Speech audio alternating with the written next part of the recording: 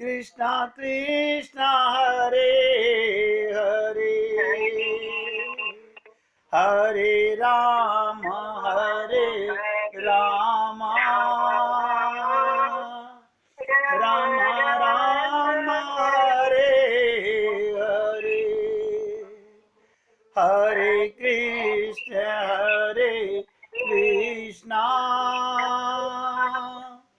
कृष्णा कृष्णा हरे हरे,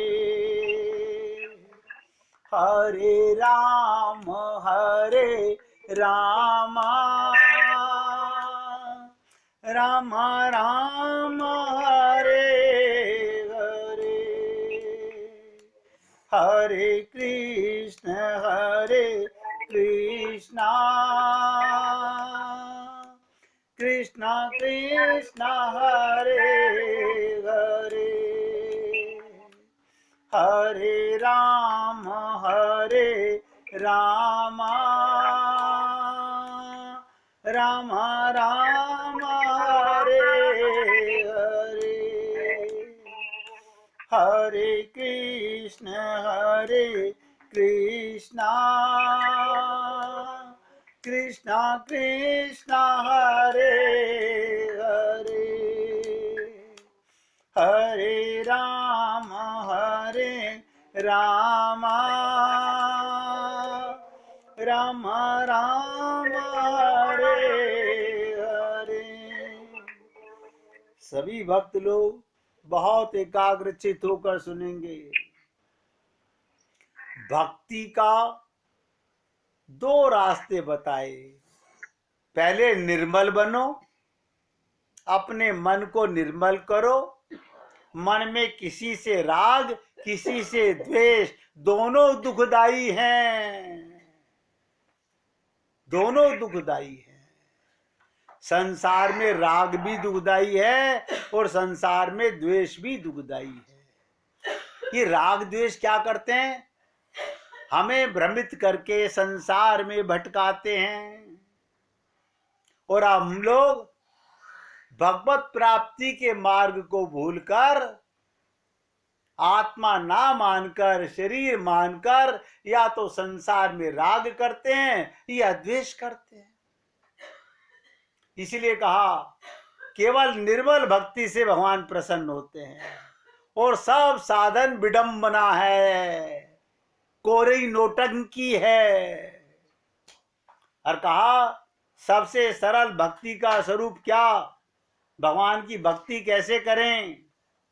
सब जगह परमात्मा का दर्शन, भक्ति का बस यही स्वरूप है।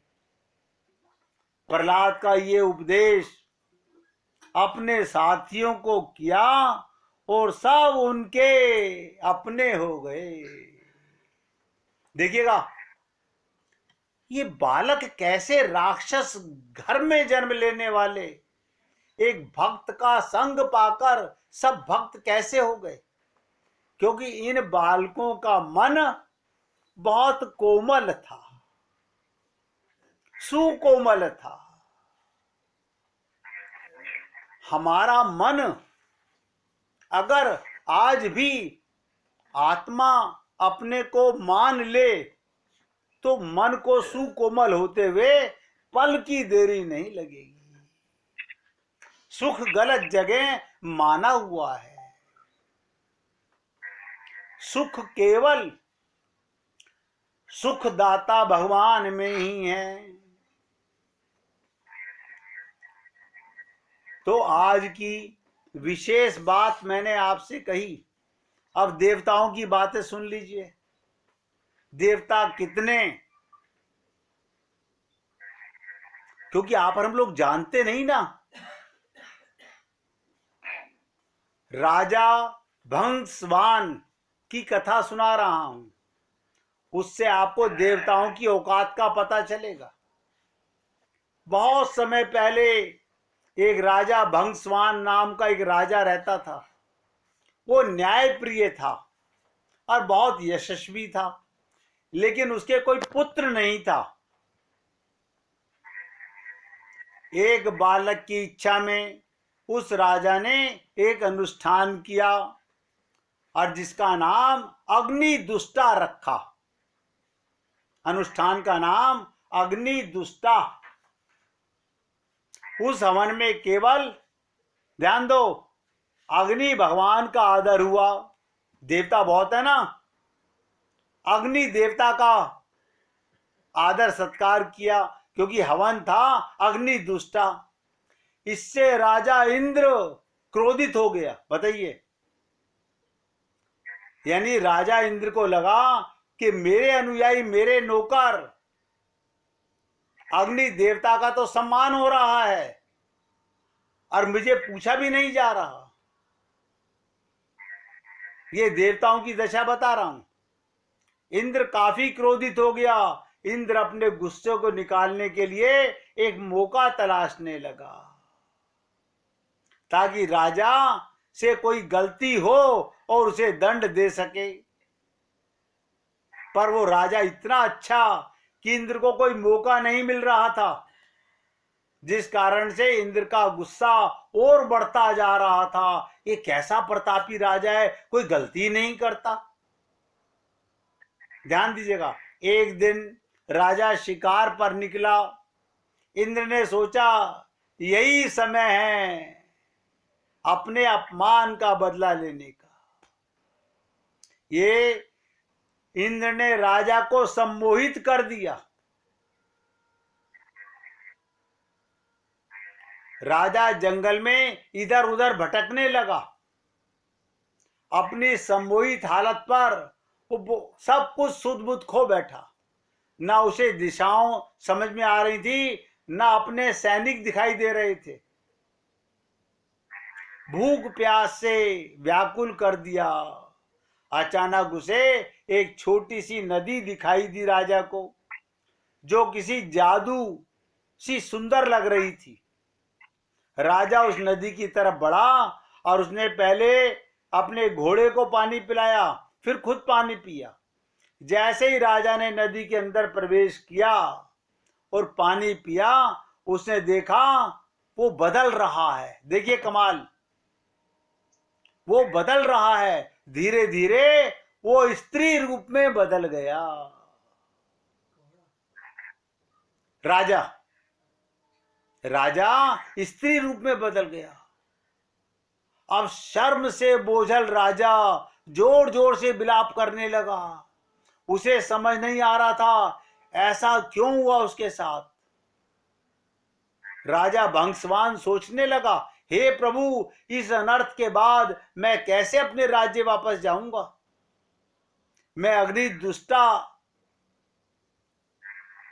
अनुष्ठान के मेरे 100 पुत्र हुए, उन्हें मैं अब कैसे मिलूंगा, क्या मिलूंगा। मेरी रानी महारानी मेरी प्रतीक्षा कर रही होगी, उनसे स्त्री रूप में जाके कैसे मिलूंगा। मेरे पौरुष के साथ साथ मेरा राजपाट सब चला जाएगा, मेरी प्रजा का क्या होगा। इस तरह वो राजा विलाप करने लगा। और स्त्री के रूप में जब राजा वापस पहुंचा, उसे देखकर सभी लोग अचंभित हो गए। राजा ने सभा बुलाई और अपनी रानियों, पुत्रों और मंत्रियों से कहा, अब मैं राजपाट संभालने के लायक नहीं रहा हूं। तुम सभी लोग सुख से यहां रहो और मैं जंगल में जाकर अपना बाकी जीवन बिताऊंगा। ऐसा कहकर वो राजा जंगल की तरफ चला गया। वहां जाकर वो स्त्री रूप में एक तपस्वी के आश्रम में रहने लगा। शरीर से स्त्री बन गया, आश्रम में रहने लगा, जिनसे उसने कई पुत्रों को जन्म दिया। देखिएगा, स्त्री बन गया था वही राजा, उस तपस्वी के आश्रम में रह के कई पुत्रों को जन्म दिया और अपने उन पुत्रों को वो अपने पुराने राज्य ले गई और अपने पुराने बच्चों से बोली, तुम मेरे पुत्र हो जब मैं एक पुरुष था, ये मेरे पुत्र हैं जब मैं एक स्त्री हूं। मेरे राज्य को मिलकर भाइयों की तरह संभालो। सभी मिलकर रहने लगे। सबको सुख से जीवन व्यतीत करता देख वही देवता हमारा राजा इंद्र और अधिक क्रोधित हो गया। मैं बदला लेना चाहता हूं, मैं इस राजा को मिटाना चाहता हूं, इसे नीचा दिखाना चाहता हूं। उसके बदले की भावना और जागने लगी। इंद्र सोचने लगा, ऐसा लगता है राजा को स्त्री में बदलकर भी मैंने इसके साथ बुरे की जगह अच्छा कर दिया। अब इंद्र ने एक ब्राह्मण का रूप धरा। ध्यान दो, ये देवताओं की चालाकी बता रहा हूं। इंद्र ने एक ब्राह्मण का रूप रखा और पहुंच गया उस राजा के राज्य में। वहां जाकर उसने सभी राजकुमारों के कान भरने शुरू कर दिए। इंद्र के भड़काने की वजह से सभी भाई आपस में लड़ लड़कर एक दूसरे को मार डाला। जैसे ही राजा को इस बात का पता चला, वो शोकाकुल हो गया और ब्राह्मण के रूप में इंद्र राजा के पास पहुंचा। अब पूछा, वो क्यों कर रहा है ऐसा? तो रोते रोते पूरी घटना इंद्र को बताई। तो इंद्र ने अपना असली रूप दिखाकर राजा को उसकी गलती का एहसास कराया। इंद्र ने कहा, क्योंकि तुमने सिर्फ अग्नि की पूजा की, मेरा अनादर किया, इसलिए मैंने तुम्हारे साथ ये खेल रचा है। ये सुनते ही राजा इंद्र के पैरों में गिर गया और अपने अनजाने में किए अपराध की क्षमा मांगने लगा। राजा की ऐसी दयनीय दशा देखकर इंद्र को दया आ गई।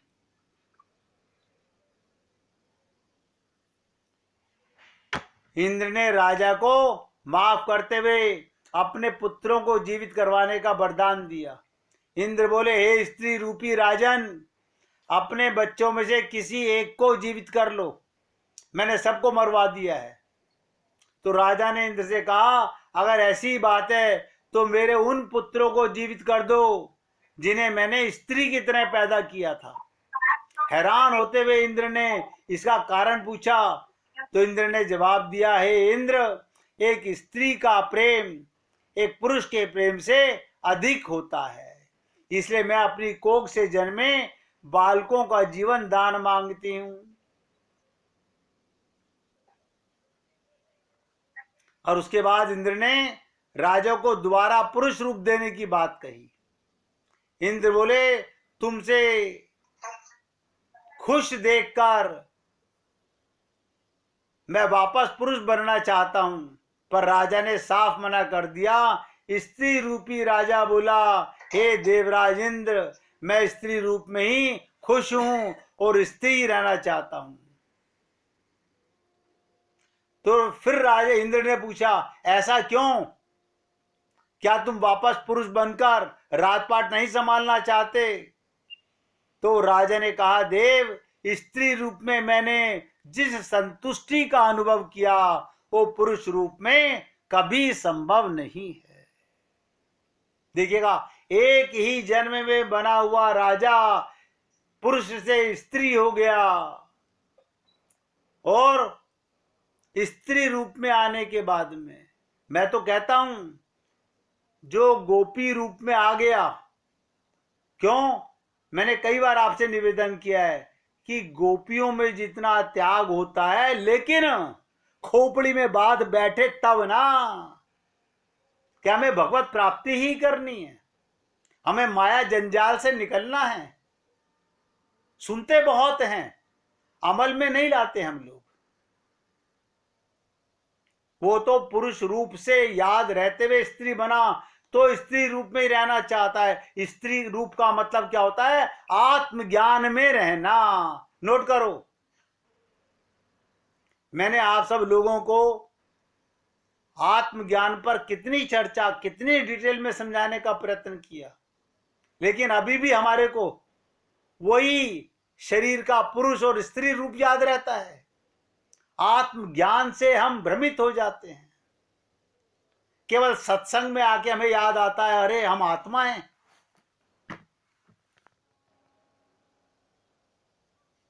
ये हमारी बहुत बड़ी अज्ञानता है।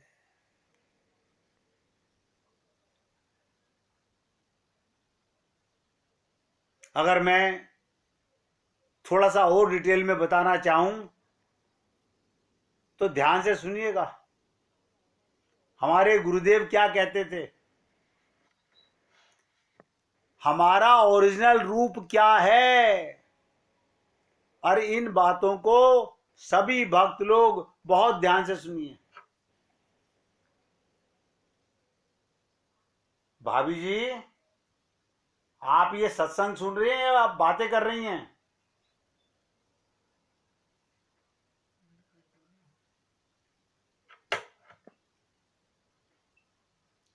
ध्यान से सुनिएगा। हमारा ओरिजिनल रूप क्या है।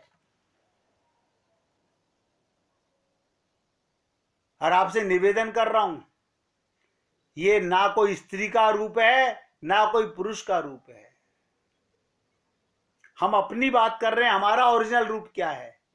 ये तो भ्रमित रूप है, हम स्त्री मानते हैं और हम पुरुष मानते हैं। ये हमारी अज्ञानता है, ना समझी है, मूर्खता है, अज्ञानता है। हमने आप लोगों को कई बार निवेदन किया, जो अज्ञानी स्वयं को देह मानता है वो संसार को अपना मानता है। लिख लो, जो अपने को शरीर मानेगा वो संसार को अपना मानेगा। जो स्वयं को आत्मा मानता है वही ज्ञानी है, वही भगवान का प्रेमी है, वही श्याम सुंदर और राम को ही अपना जीवन मानता है।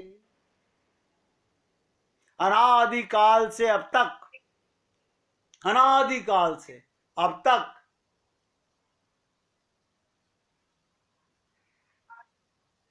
हमने अपने को आत्मा नहीं माना। जो हमारा ओरिजिनल रूप है वो नहीं मानते। देखो कमाल की बात, माँ बाप ने हमारे शरीर का नामकरण किया, पंडित जी को बुला के हवन करा के, और आप और हम लोग बड़ी प्रसन्नता से उस नाम को ढो रहे हैं।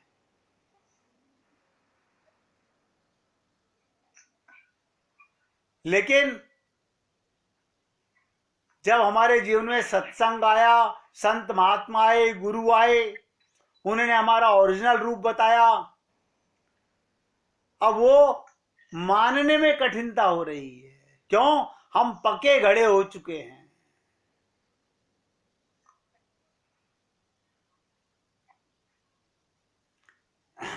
हमने आपसे कहा कि वेद क्या कहता है, ये जीव ईश्वर का अंश है, ईश्वर का दास है, वो सनातन है। ये बात मैंने अनादिकाल से अनंत बार सुन चुके हैं आप और हम लोग। बहुत कुछ सुना, बहुत कुछ पढ़ा, सदा सिर हिलाते रहे और ये कहते भी रहे समझ गए, समझ गए। ध्यान दीजिएगा, हम कहते हैं समझ गए, समझ गए, किंतु माना नहीं। और इसीलिए नहीं माना कि संसार को इतना अधिक अपना मान चुके हैं और अभ्यास छूट नहीं रहा। अब आप सोच लीजिएगा, हमारा एक अज्ञानता का अभ्यास नहीं छूट रहा। हम लोगों से कहते हैं शराब छोड़ने में क्या है, फिल्म छोड़ने में क्या है, सिगरेट छोड़ने में क्या है, चाय छोड़ने में क्या है। हमारा तो यह ज्ञान नहीं छूट रहा कि हम देह नहीं है।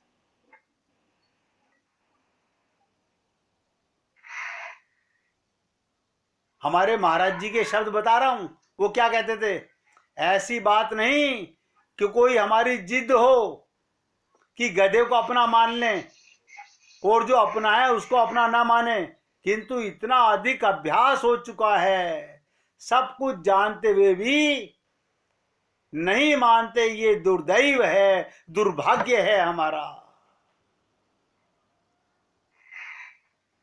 क्या कहूं मैं आपसे, गौरांग महाप्रभु ने इसके लिए और कोई शब्द नहीं रखा, इसलिए शब्द मेरे को आपके सामने लाना पड़ा। क्या कहे गौरांग महाप्रभु, ये दुर्भाग्य है जीव का। अनंत बार संत मिले, भगवान मिले, शास्त्र वेद का पठन किया, कितने बार हम लोगों ने वेदों के भाष्य किए, सब लोग हमने सुने।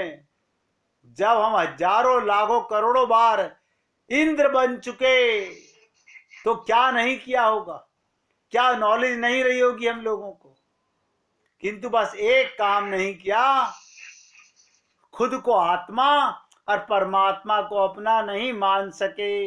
ये छोटी सी भूल, हम अपनी अनवरत चिंतन नहीं कर पाते। संसार को अपना माना, वही चिंतन हमारे लिए, नोट करो, सबसे बड़े महादुख का कारण होगा। कोई और कारण नहीं है दुख का, एक ही कारण है दुख का। शरीर मानकर संसार में आसक्त, बड़ी कठिन है प्रेम की राह, कहत कठिन समझत कठिन। मैं तो निवेदन कर सकता हूं कि जीवो अपनी भूल सुधारो, जो तुमसे ये ना सुधरे तो ब्रजराज पुकारो। अब 1 मिनट फिर कीर्तन कीजिए, फिर आगे चलते हैं। श्री राम जय राम।